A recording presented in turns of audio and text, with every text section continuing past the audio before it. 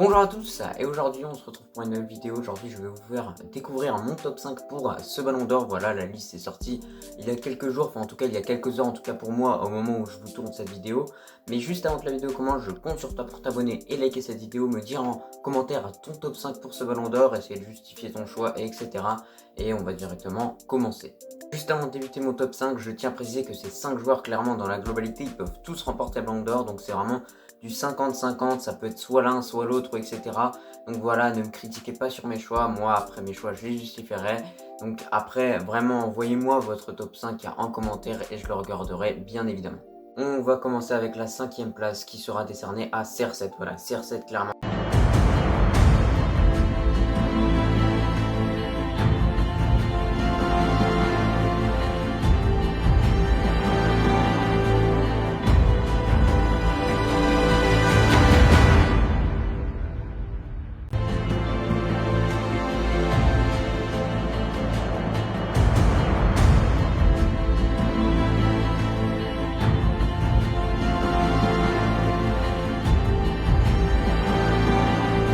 C'est un joueur qui fait toujours partie du top 5 du Ballon d'Or ou alors top 10 minimum, hein, vraiment clairement.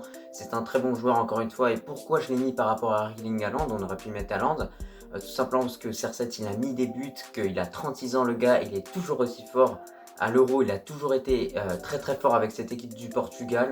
Et franchement, il a beaucoup apporté à la Juventus. Voilà, maintenant à Manchester United, il est en train clairement de faire des débuts incroyables. Il était joueur du mois en première ligue. Bon, ça a fait polémique puisque peut-être que Mohamed Salah l'aurait mérité un peu plus. Mais en tout cas, voilà, on a Cristiano Ronaldo qui est très très bon en 36 ans, qui fait encore des pointes de vitesse à très très haute intensité, des 32 km/h, 33, etc. Donc moi je le mets à sa 5e place, je pense qu'il la mérite amplement, mais on aurait pu mettre Erling Haaland. Voilà, c'est du 50-50, soit l'un, soit l'autre. Moi je choisis Ronaldo parce que je connais un petit peu, je pense, les journalistes vont clairement mettre Ronaldo, hein, ça paraît assez logique. Même si, pourquoi pas, il pourrait mettre Erling Haaland. À la 4e place de ce top 5, j'ai décidé de mettre Lionel Messi.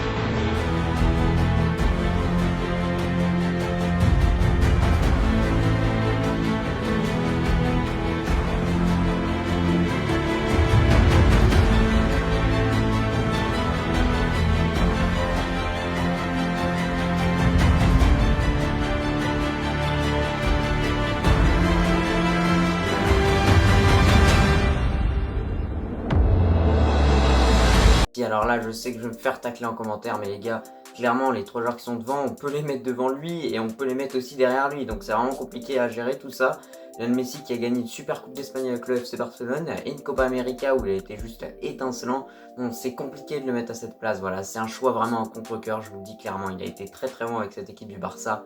Mais malheureusement, pour moi, il n'a pas assez remporté de trophées pour être au-dessus. Bon, vous allez voir que dans le classement, il y a un joueur qui a remporté très peu de trophées, voire zéro, qui est quand même au-dessus de lui. Donc c'est un petit peu contredisant en quelque sorte, mais franchement Messi pour moi il mérite quand même cette place de 4e. Il peut être également premier, c'est vraiment, voilà, c'est soit il peut être premier, soit il peut être 4e, 3e, 2e, bref, vraiment c'est un joueur qui peut être un petit peu partout. Il a été très très bon, voilà, il fait un bon début de saison avec le PSG qui a été compliqué au début, mais pour moi voilà, il peut quand même continuer à progresser avec cette équipe du PSG. Je suis désolé en tout cas de le mettre à cette place là, mais c'est la seule place que j'ai pu lui trouver avec les 3 concurrents qui sont devant. Attaquer le top 3, et dans ce top 3 je décide de mettre un gros joueur clairement sur la table, c'est Jorginho. Voilà.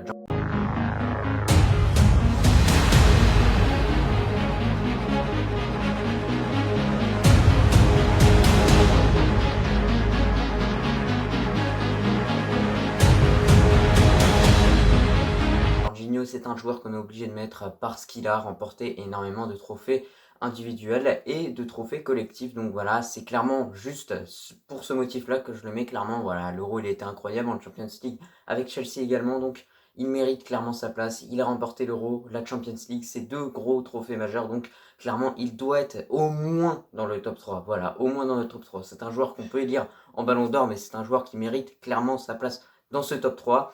Du coup, c'est pour ça, voilà, c'est pas forcément moi qui ai décidé de le mettre à cette place-là, c'est que c'est un joueur, voilà, il a gagné tel trophée, tu dois le mettre en top 3, c'est obligatoire en fait. Après, il y a N'Golo Kanté aussi qu'on aurait pu mettre à Chelsea, mais pour moi, Jorginho est au-dessus. Et clairement, Jorginho, quand on l'a vu, hein, quand il est pas là à Chelsea, ça se ressent, et quand il est pas là en Italie, ça se ressent. Donc voilà, il mérite quand même sa place, voilà, de top 3. C'est grâce au trophée qu'il est à cette place initialement, donc c'est pas grâce aux performances individuelles comparé à d'autres joueurs qui seront devant lui. En deuxième place de ce Ballon d'Or, je décide de mettre Lewandowski.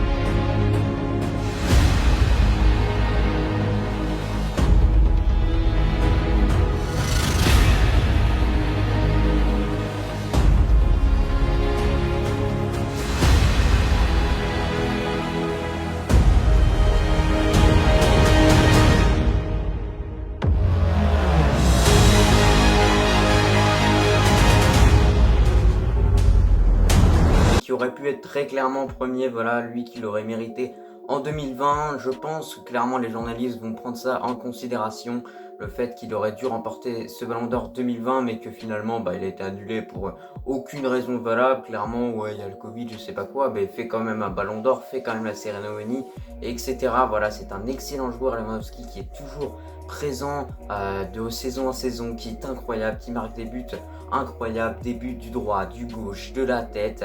C'est le sauveur du Bayern quand le Bayern est en difficulté clairement dans cette équipe. Franchement, en 2020, il méritait largement de l'emporter, mais finalement, ils l'ont même pas organisé. Ça se fait vraiment pas ce qui s'est arrivé pour lui. Mais en 2020-2021, il a été toujours aussi bon et c'est pour ça qu'il mérite, pourquoi pas, de le remporter. Il a remporté la Bundesliga avec le Bayern. Bon, on est un petit peu habitué. Voilà, je crois que c'est la 8e ou 7e Bundesliga consécutive pour le Bayern Munich. Et donc, franchement, voilà, c'est un petit peu une habitude, mais ça n'empêche pas que Lewandowski peut concurrencer pour remporter ce Ballon d'Or. En première place, je décide de mettre Karim Benzema. Voilà.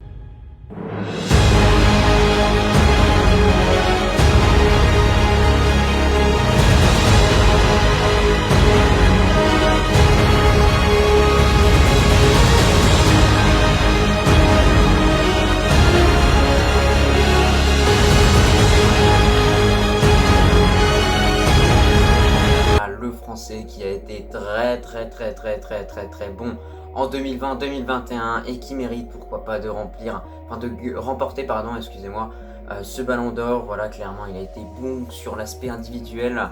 En revanche, sur l'aspect collectif, je lui donne ce Ballon d'Or à une seule condition, écoutez bien, s'il remporte la Nations League. Donc si la France remporte la National League, je mets Benzema Ballon d'Or, clairement, c'est ça la condition un petit peu, sinon je le mettrai un petit peu plus 4e ou 5e, donc ça change tout réellement, mais comme je vous ai dit, dans ce classement, on peut mettre soit l'un premier, soit l'autre, etc., c'est très serré, et du coup c'est pour ça, voilà, je me justifie encore une fois, on peut mettre Benzema, on peut mettre Lewandowski premier, etc., mais Benzema, clairement, il a réalisé la meilleure saison de sa vie, je crois bien, en 2020-2021, il continue en 2021-2022, donc c'est dans la longévité de ce qu'il fait, franchement, il est incroyable. Depuis qu'il a ce bandage à la main, il est incroyable. On va clairement se le dire, stratosphérique. Il met des buts venus de n'importe où. Ce but contre la Belgique ou cette photo magnifique où il est entre je ne sais pas combien de joueurs et il arrive à la mettre. Franchement, c'est mentionnable. Voilà, on doit mentionner des faits de jeu comme ça parce que Benzema est un joueur incroyable. C'est vraiment un artiste et il faut qu'il continue sur cette lancée s'il veut remporter le Ballon d'Or.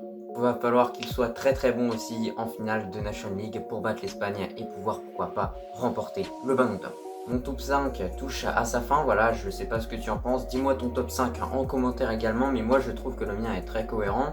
Après chacun son avis, comme je vous l'ai précisé 1000 fois, voilà, clairement, on peut soit mettre Jorginho qui peut remporter le Ballon d'Or, soit Messi, soit CR7. Enfin CR7, ce serait quand même incroyable, enfin, je pense pas qu'il va le remporter clairement, mais sinon les 4 autres joueurs, Lewandowski, Benzema, Messi et Jorginho, ils peuvent tous remporter ce Ballon d'Or et c'est pour ça que c'est un classement très serré. J'ai fait des choix à contre-cœur, j'ai fait des choix aussi préférentiels, enfin des choix avec des joueurs que je préfère. Donc voilà, c'est dans l'objectivité aussi en quelque sorte, même si Benzema n'a pas remporté beaucoup de trophées collectivement, ça n'empêche pas qu'individuellement il a été incroyable et qu'il peut pourquoi pas remporter ce Ballon d'Or. La vidéo touche à sa fin, je te remercie d'avoir suivi mon top 5 pour ce Ballon d'Or, donc 2021, enfin 2021 je crois bien que c'est, mais en tout cas voilà, je te remercie beaucoup si tu es encore là et que tu m'écoutes et je te dis à la prochaine.